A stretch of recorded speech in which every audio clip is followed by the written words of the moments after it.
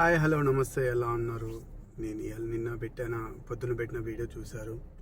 So ఇవాళ అగ్ని పరీక్ష 2లో డే 2లో ఏం జరిగింది, ఎలా జరిగింది, ఏమేం జరిగిందని మాట్లాడుకుందాం.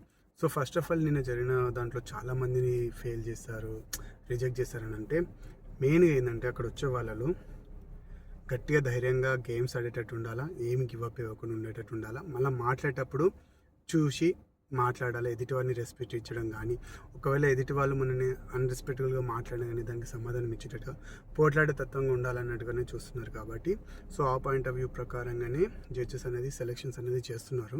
సో అందులో కొంతమంది ఫెయిల్ అయిపోతున్నారు బికాస్ దే రీజన్ వాళ్ళు కరెక్ట్గా మాట్లాడే విధానం కానీ, డీల్ చేసే విధానం కానీ సున్నితంగా ఉన్నారు. వాళ్ళు ఏదో ఎక్స్పెక్టేషన్ చేసుకొని బిగ్ బాస్లో రావాలి, కనపడాలి, ఫేమస్ అవ్వాలి అన్న ఇదిలో వచ్చి కొంతమంది అక్కడ స్టేజ్ మీదకి వచ్చాక మాట్లాడలేక, సమాధానం ఇవ్వలేక రిజెక్ట్ అయ్యిన వాళ్ళు కూడా ఉన్నారు. కాబట్టి ఆ విధంగా రిజెక్ట్ అయ్యారు తప్ప ఇంకేం లేదు. ఫస్ట్ థింగ్, బిగ్ బాస్లో పోవాలంటే 5 మెంబర్స్ ఖచ్చితంగా, సామాన్యులు ఖచ్చితంగా వెళ్తారు. 5 మెంబర్స్, మిగతా వాళ్ళు సెలబ్రిటీస్ ఉంటారు. సో ఇప్పుడు ఈ 15 మెంబర్స్ని సెలెక్ట్ చేశాక మళ్ళీ అందులోకి వెళ్ళి 5 మెంబర్స్, టాప్ 5 మెంబర్స్ని బిగ్ బాస్కి పంపిస్తారు. లేదా 6 లాస్ట్ ఇయర్ అయినట్టు 6 మెంబర్స్ కూడా పంపించే ఛాన్సెస్ ఉంది. కాబట్టి వీళ్ళు ట్రైన్ చేస్తున్నారు అక్కడ వచ్చే బిగ్ బాస్లో టాస్క్లు ఏ విధంగా ఉంటుంది, ఒకవేళ మనము ఎలా రియాక్ట్ అవుతాము, ఏ సిచ్యువేషన్లో ఎలా మాట్లాడతాము, తిరగా మాట్లాడతామా లేదా, మనకంటే పెద్దవాళ్ళకు రెస్పెక్ట్ ఇస్తామా లేదా, మనం అంటే చిన్న వాళ్ళని చులకనగా చూస్తామా, ఏంది అన్నట్టుగా ప్రిపేర్ చేస్తున్నారు. నెక్స్ట్ బిగ్ బాస్ కాంటెస్ట్లో పోవడానికి పబ్లిక్ ఏంటంటే వాళ్ళకి అలవాటు చేస్తున్నారు ఏ విధంగా ఉండాలి, ఎదుటిని ఎలా రెస్పెక్ట్ చేయాలి, ఎలా గేమ్స్ ఆడాలి, ఎలా మాట్లాడాలి. సో అందుకోసమే జడ్జిలు వాళ్ళ పాయింట్లో చాలా నిక్కస్గా ఉన్నారు.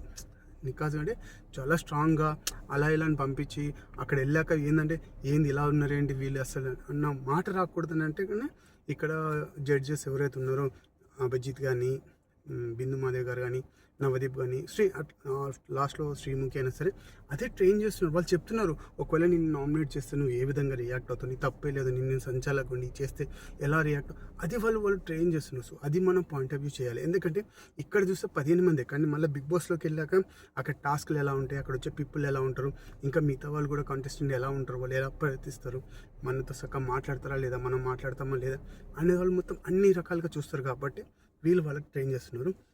ఇంకోటి, నేను ఇక్కడ కార్లో కూర్చొని చేస్తున్నా అంటే ఇదైనా స్టూడియో, ఇక్కడే అన్నీ చేస్తుంటాను. సో మోస్ట్లీ నా వర్క్ మార్నింగ్ నుంచి ఈవినింగ్ వరకు ఉంటుండే కాబట్టి నాకు గ్యాప్ ఉండదు సరిగా చేయడానికి. సో నిన్న ఒక పొద్దున పెట్టిన వీడియోలో మిస్టేక్స్ చెప్పారు, చూశాను. I'm happy for that. ఏదో ఇద్దరు కామెంట్ చేసిన చాలు, నాకు రిప్లై ఇస్తున్నారు, కామెంట్ చేస్తున్నారు.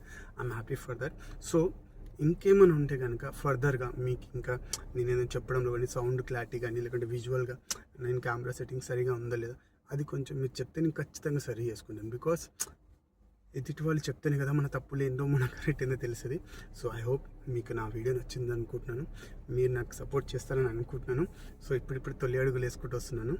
So thank you so much. మీ పేషెన్స్కి చూస్తున్నారు. ఇవాళ ఇద్దరు కామెంట్ చేశారు, రేపు ఇంకో 4 అవుతారేమో.